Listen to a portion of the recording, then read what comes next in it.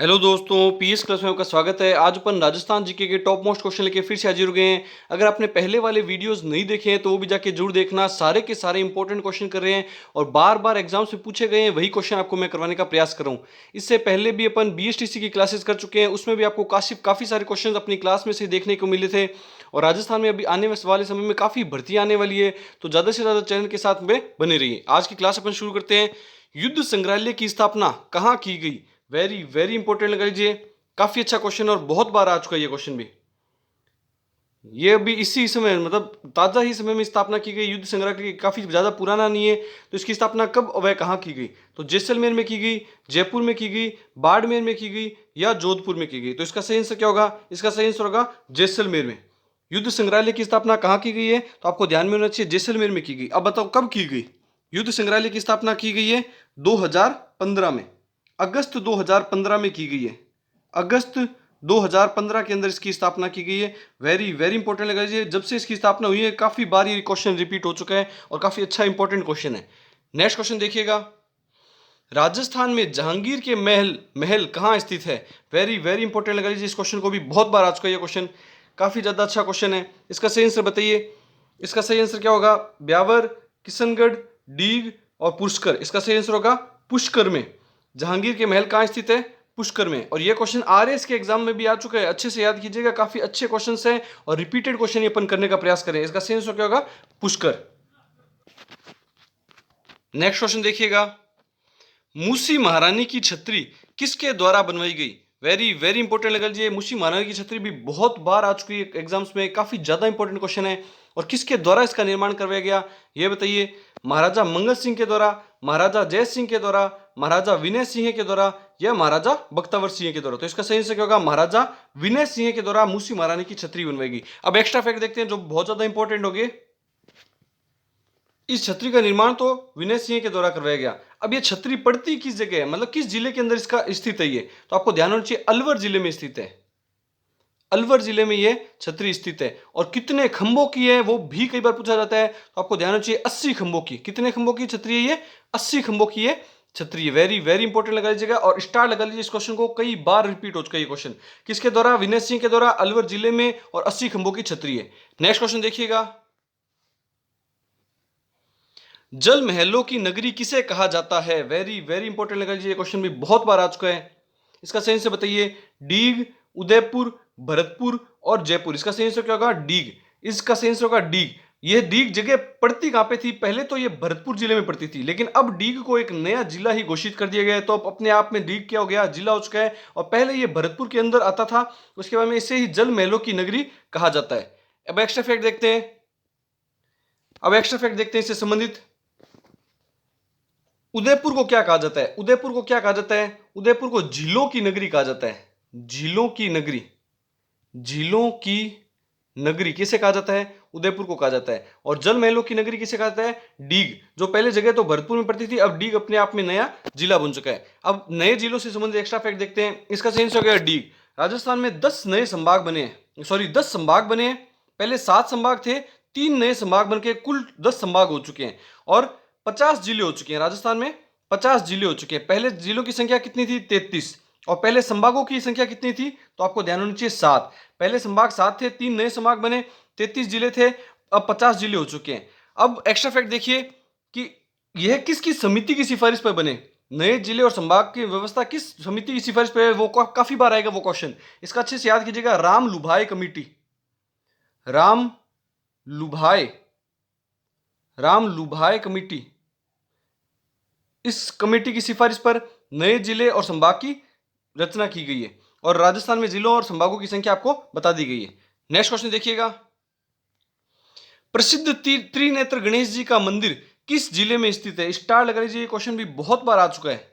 अलवर में, भरतपुर में, जयपुर में या सवाई माधोपुर में? तो इसका सही आंसर होगा सवाई माधोपुर में। अब एक्स्ट्रा फैक्ट देखिएगा इससे संबंधित। सवाई माधोपुर जगह में भी सवाई माधोपुर जगह में भी रणथंबोर, रणथंबोर दुर्ग में, रणथंबोर दुर्ग में ये मंदिर स्थित है। त्रिनेत्र गणेश जी का मंदिर, जिनके 3 आंखें हैं, मतलब त्रिनेत्र मतलब 3 आंखें हैं उनके मौजूद, इस वजह से इनको त्रिनेत्र गणेश जी का मंदिर बोला जाता है। और यहां पर राजस्थान का गणेश जी का प्रसिद्ध मेला भी बढ़ता है।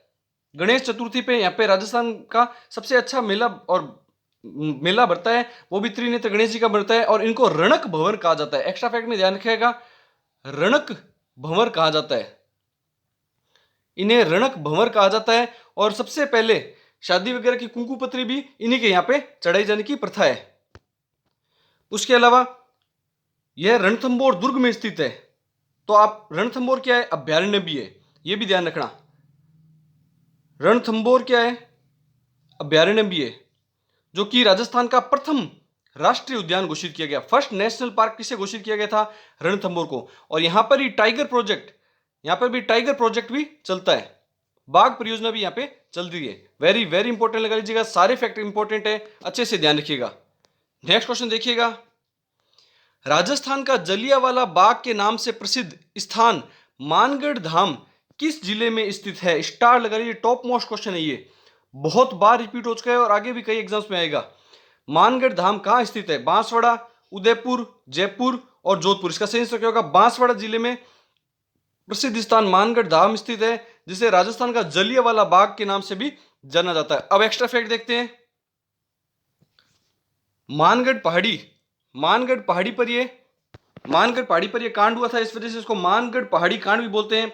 यह कब हुआ था? तो आपको ध्यान होना चाहिए, 17 नवंबर 1913 में यह घटना हुई थी। इसी वजह से इसको मानगढ़ पहाड़ी कांड भी बोलते हैं। और इसमें पुलिस फायरिंग में लगभग 1500 आदिवासी शहीद हुए थे, लगभग 1500 आदिवासी लोग शहीद हो गए थे। इस वजह से इसको राजस्थान का जलियांवाला बाग के नाम से जाना जाता है। और वेरी वेरी इंपॉर्टेंट लगा लीजिएगा। और मानगढ़ पहाड़ी का, मानगढ़ पहाड़ी के समय, उस समय जो ये घटना हुई थी, उस समय उनका नेतृत्वकर्ता कौन था, वो भी अच्छे से याद कीजिएगा, वो भी कई बार पूछा जाता है। तो आपको ध्यान होना चाहिए, गुरु गोविंद गिरी, गुरु गोविंद गिरी के द्वारा उस समय नेतृत्व किया गया था। वेरी वेरी इंपॉर्टेंट लगा लीजिएगा और अच्छे से याद कीजिएगा। इसे राजस्थान का जलियांवाला बाग के नाम से जाना जाता है। स्टार लगा लीजिए इस क्वेश्चन को भी। नेक्स्ट क्वेश्चन देखिएगा, कपिल धारा तीर्थ स्थल कहां स्थित है? किशनगंज, मानगढ़, मंडोर या ब्यावर। इसका सही आंसर होगा किशनगंज। कपिल धारा तीर्थ स्थल कहां है? किशनगंज। किशनगंज जगह कहां पे पड़ती है? बारां में। और सर्वाधिक शहरी जनजाति भी कहां मौजूद होती है? किशनगंज और शाहबाद, इन दो तहसीलों में, 12 की इन दो तहसीलों में सर्वाधिक शहरी जनजाति पाई जाती है। वेरी वेरी इंपॉर्टेंट लगा लीजिएगा, ये भी बहुत बार पूछा गया है। सर्वाधिक शहरी कहां पाए जाते हैं? किशनगंज और शाहबाद 12 में स्थित है, उन दो तहसीलों में पाए जाते हैं। और कपिल धारा तीर्थ स्थल कहां का है? तो आपको ध्यान रखिए, किशनगंज का प्रसिद्ध है। कहां स्थित है? किशनगंज में स्थित है। और जो की जगह कहां पड़ती है? 12 जिले में पड़ती है।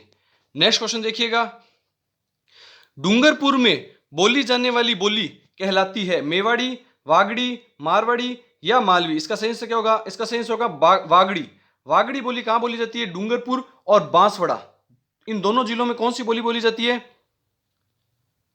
तो आपको ध्यान चाहिए, वागड़ी बोली। और इन दोनों जिलों को वागड़ क्षेत्र भी बोला जाता है, वागड़ क्षेत्र बोला जाता है।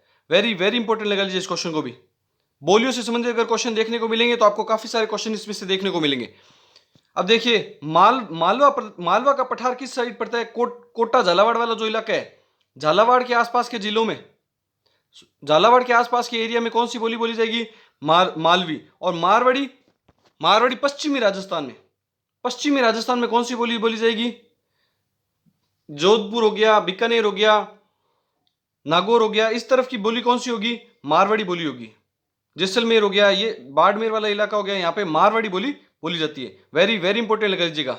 और मेवाड़ी बोली मेवाड़ क्षेत्र के आसपास, मेवाड़ क्षेत्र कौन सा हो गया? उदयपुर के आसपास का इलाका मेवाड़ क्षेत्र हो गया, वहां पे मेवाड़ी बोली बोली जाएगी। ये सारे फैक्ट अच्छे से याद कीजिएगा। इसका सही आंसर क्या होगा? डूंगरपुर में बोली जाने वाली बोली वागड़ी बोली।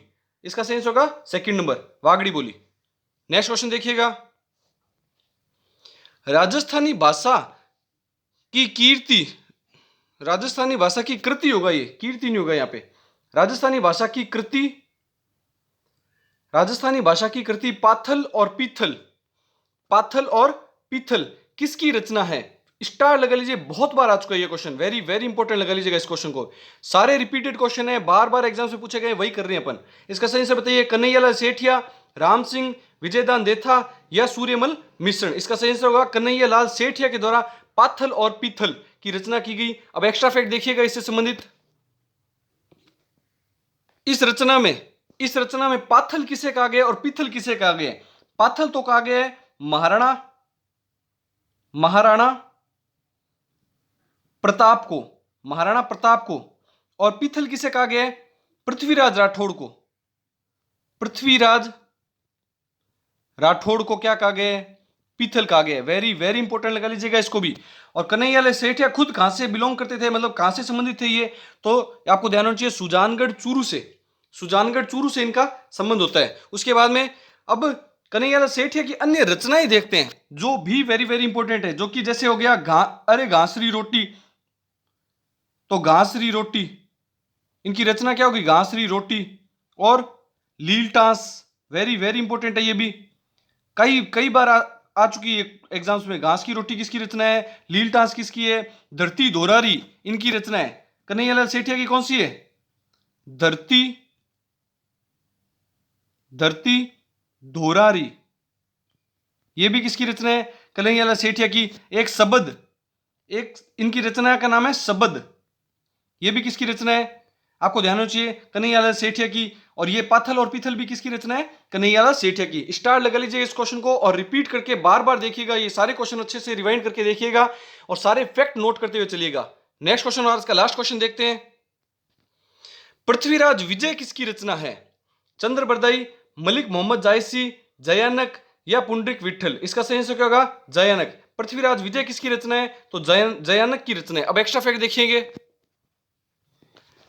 ये रचना तो होगी जयानक की होगी, ये तो आपको ध्यान में आ गया, इसका आंसर होगा जयानक। अब ये संस्कृत भाषा में लिखी गई है। किस भाषा में लिखी गई है?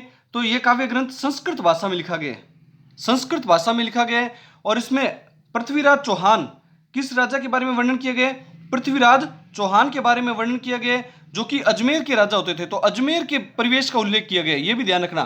तो इसमें अजमेर के आसपास का जो इलाका है उसका वर्णन देखने को मिलता है, अजमेर का परिवेश और विकास कार्य का वर्णन देखने को मिलता है और संस्कृत भाषा में की गई रचना है। सारे के सारे फैक्ट इंपॉर्टेंट है, अच्छे से याद कीजिएगा स्टडी ग्रुप में, और दोस्तों में ज्यादा से ज्यादा वीडियो को शेयर कीजिए, चैनल को लाइक शेयर और सब्सक्राइब कीजिए। और आपको वीडियो कैसा लग रहा है कमेंट करके जरूर बताइएगा। Thank you.